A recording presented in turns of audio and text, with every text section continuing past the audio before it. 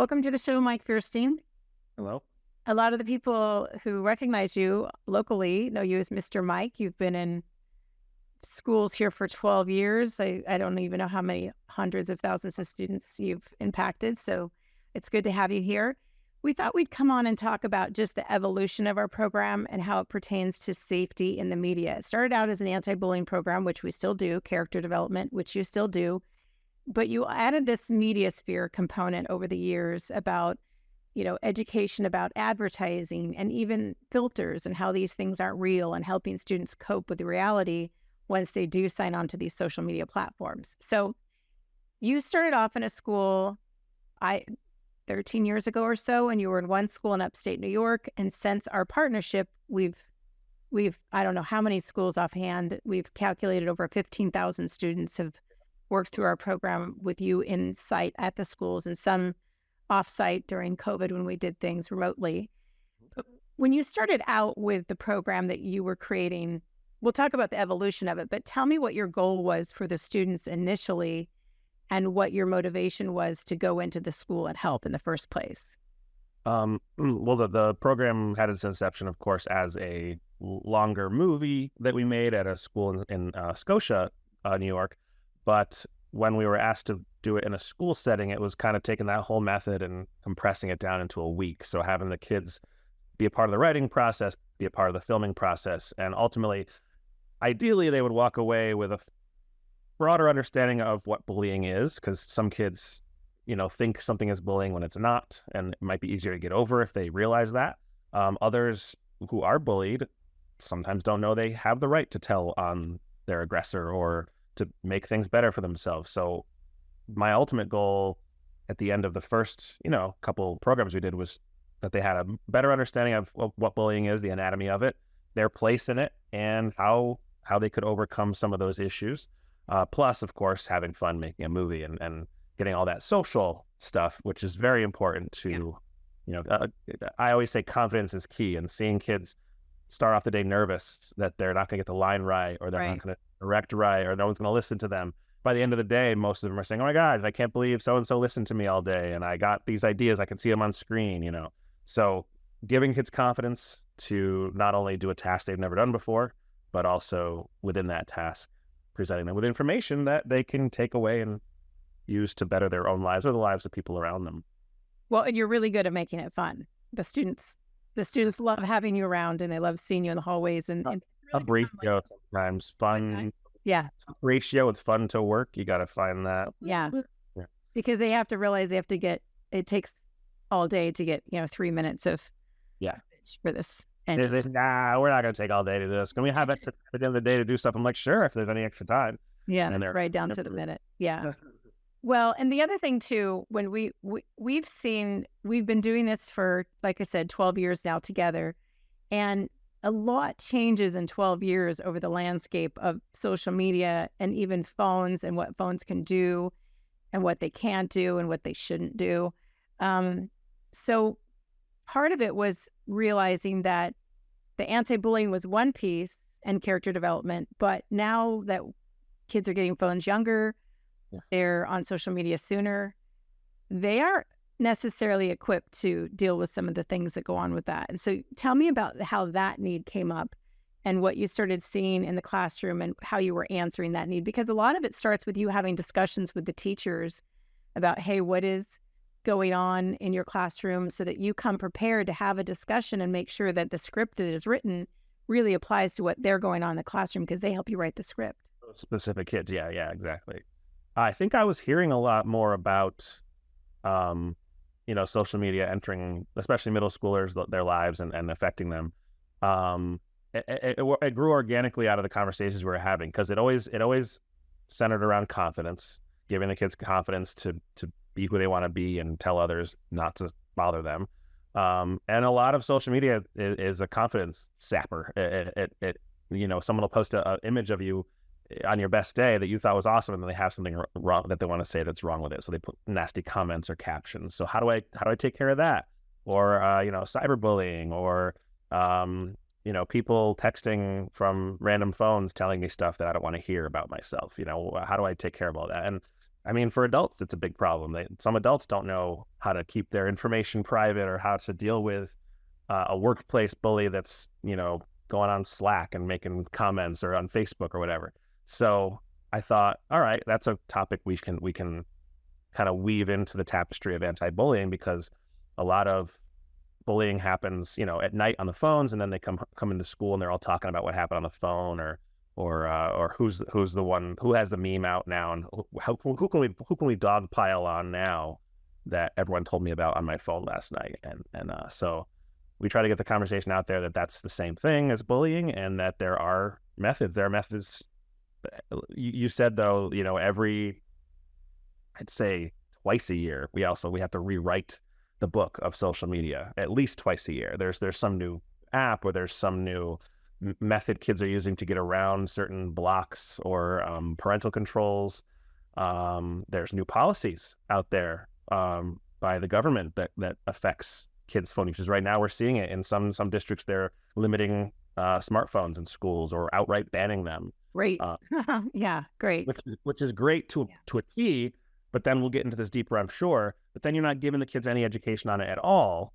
So when they get a hold of a phone, whether it's a friend's phone or they're given one at home that they're allowed to take to school, they're going to make mistakes. That some of these mistakes you make online, you make once, and you're around the rest of your life. Yeah. So for a school to outright ban them without any discussion as to why, I sincerely hope that they have programs in their health and economics classes or computer graphics, or even I know a lot of library tech teachers are bringing up digital citizenship and things like that. Right.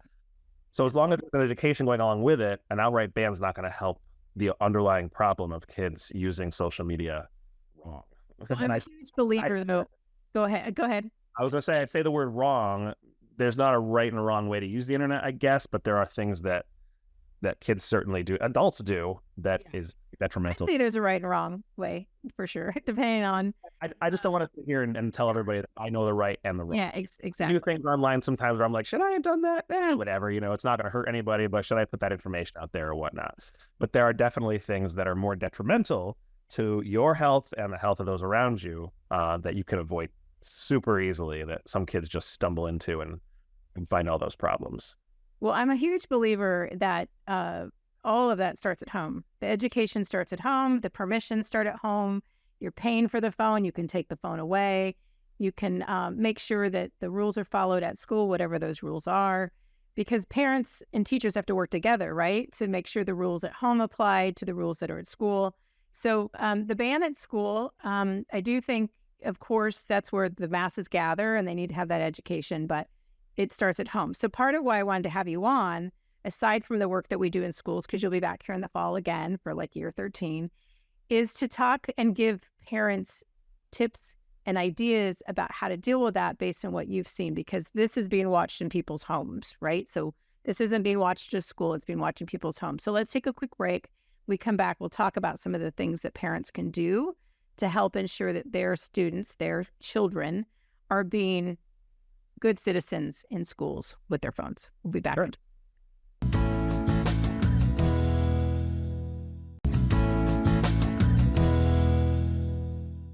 We are back talking with Mike Feurstein. You and I are partners in the Don't Wait Project, Don't Wait to Unmake a Bully program. We've been doing it for 12 years now, and we thought we'd come on here and give parents some information about how they can best guide and educate themselves toward educating their students, their children who are in schools and not sure about how to go about educating themselves as they're putting kind of all this together. Maybe they're handing their child a phone for the first time.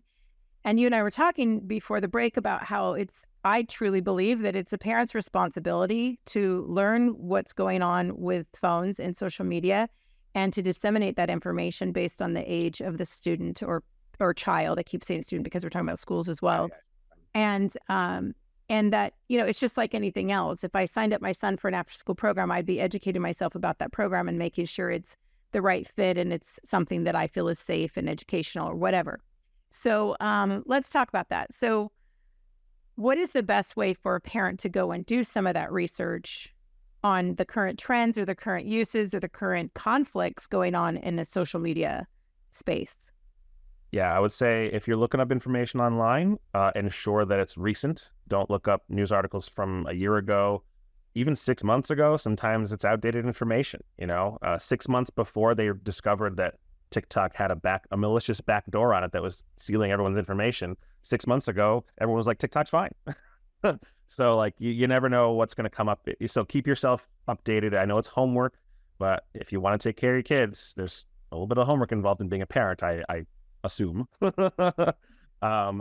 It's a full-time job. I would, yeah, and yes. But I would also say make sure that the sources you're getting it from are peer-reviewed, are studies, not incendiary news articles with flashy headlines. Look for papers. Look for That aren't clickbait. look for corroboration. Exactly what you're trying to protect kids from. Exactly. Yeah. You got to use the same tools you're going to ask your kids to use, which is critical thinking, multiple sources. If one source says something that is scary to you, Google that scary term and see how many other sources have said it. If it's only a few and they're not really reputable, don't worry about it. There are things out there that are disinformation for even parents to worry about. So they're deflecting them from the real cause of social media problems, which is body image, self-esteem, and invasive intrusions on privacy and data.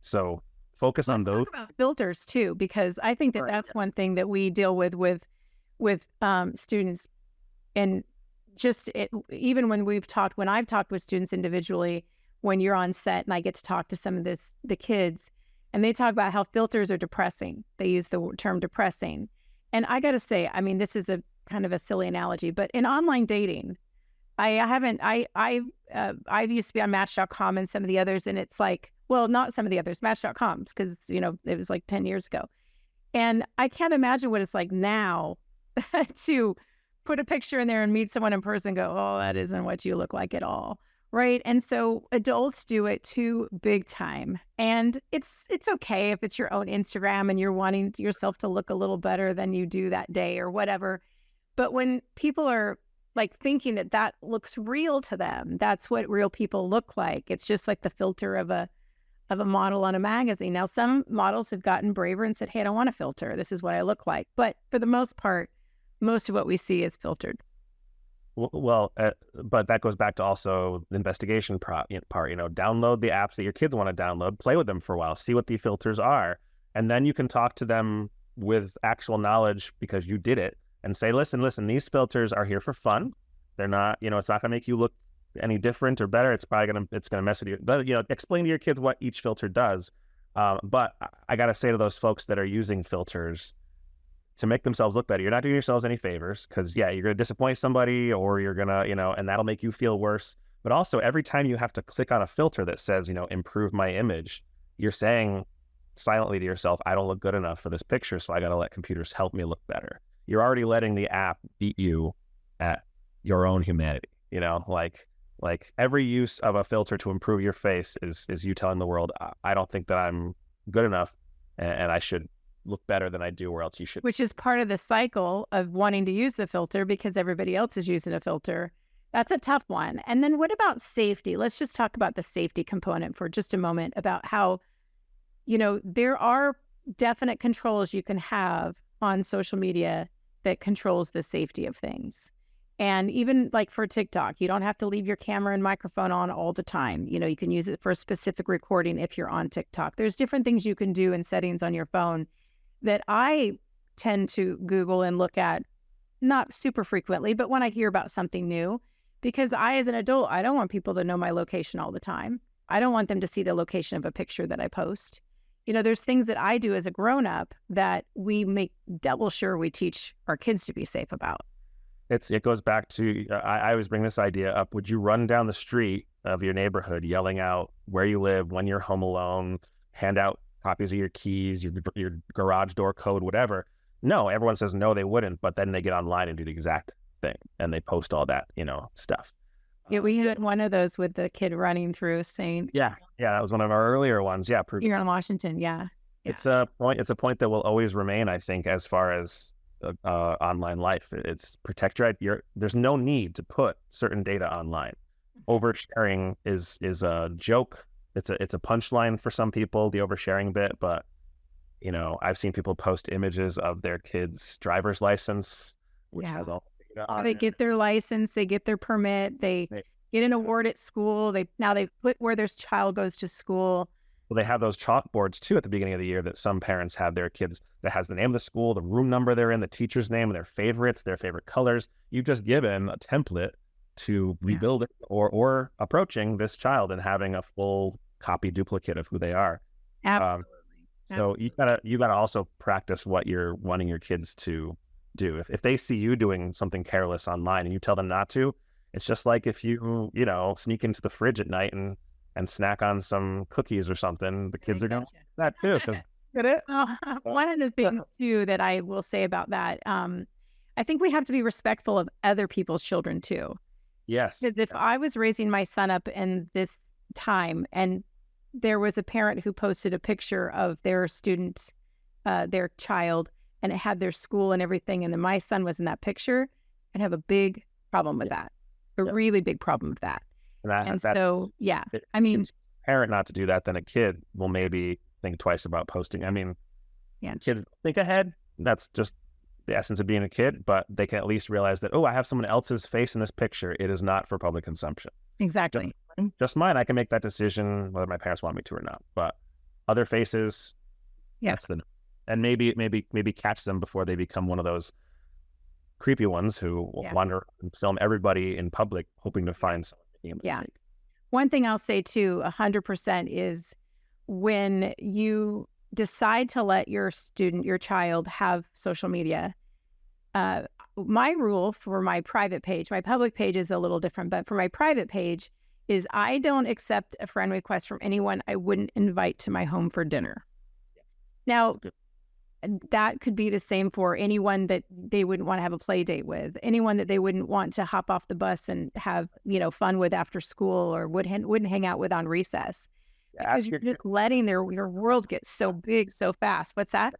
I was going to say, ask your kid what their favorite toy is, and then say, only befriend someone online that you would trust with this toy. Right? Yeah. So that in school, no, I don't like to. Well, then don't let me onto your phone then, if you're not. Yeah, because if you welcome into your phone, you're welcome into your home. You're welcome into your life. They're going to see what you're doing and where you are. Okay, let's take a break. We're going to show a random video, one of the ones the students have produced here in the Washington State part. We do it all over the country. So let's take a break. We'll come back. We'll show you something and give you a couple tips as we head off. Be back in just a moment.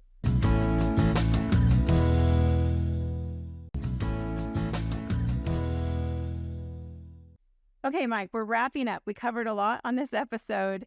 I just want to reiterate that we talked about making sure that your children don't invite someone into their social media app that you wouldn't invite to your home, that all of the safety, location type things are turned off and the settings are safe on the phone. You said something to me during the break, make sure your child's first friend on whatever app you're allowing them to use. Be careful of the filters that affect their self-esteem, on and on and on. And if you're going to research an app, make sure you do it like it's very recent, not 6 months ago or even 3 months ago. Make sure the information is sound and of these times because everything changes so quickly. Okay, we're going to talk about this one. Sorry, go ahead. Sources that aren't trying to scare you, sources that are trying to tell you. Exactly. Okay, so we're going to tee up this one that we're going to show. It's just a couple of minutes long. We're going to end the show with this, and it's one that we did with Kashmir Middle School. Tee it up for us. Tell us what it's about. The kids want to tell a story about how, there's so much privacy invasion with people taking pictures and turning those pictures into memes, and how it sometimes affects the relationships they have at schools, whether it's a boy and a girl being friends, that everyone's trying to say, they like each other. Let's take pictures and put hearts all over them.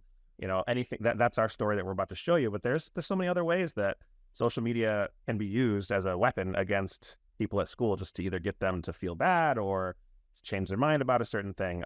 It's something that's on kids' minds a lot. Is there a camera pointed at me and why? Yes, so, and adults too. And adults. But the story we're about to show you exactly had affected these two friends that really should have been left to their own. Yeah. Well, thanks for being here. We're going to go straight into this 3-minute or so video, and then that'll end up the show. Thank you for being here. Thank you for having me. See you soon. See you soon.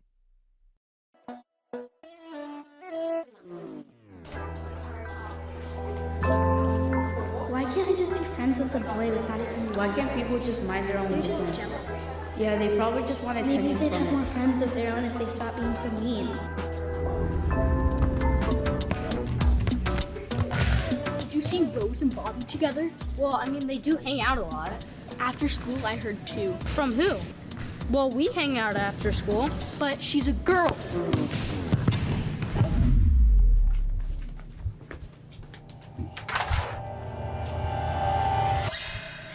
Violet!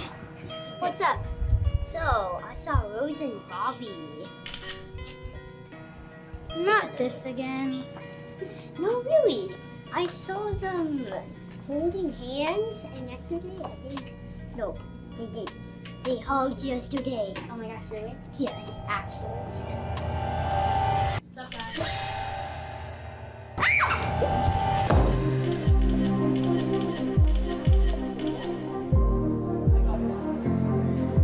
Why can't I just be friends with the boy without it being awkward? Why can't people mind their own business? They're jealous. Yeah, they probably want attention from it. Maybe they'd have more friends of their own if they stopped being so mean.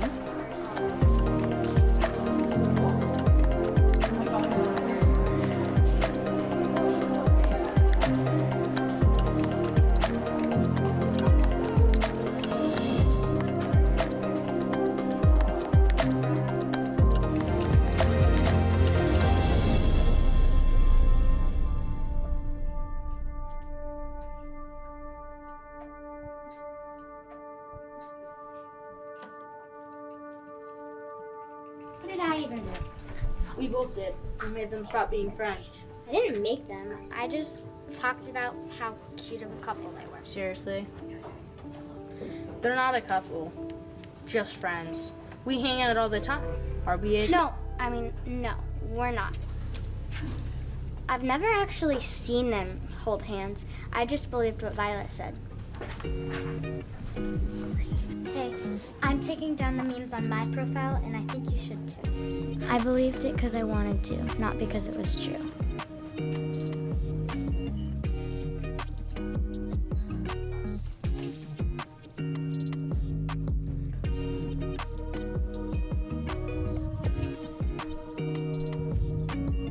Listen, Rose and I are just friends. We don't like each other in any other way. Can you stop making it seem like we do? Whatever.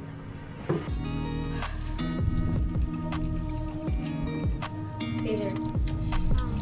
Sorry for my friends being mean right now. Yeah, my friends are being mean too. What book are you reading?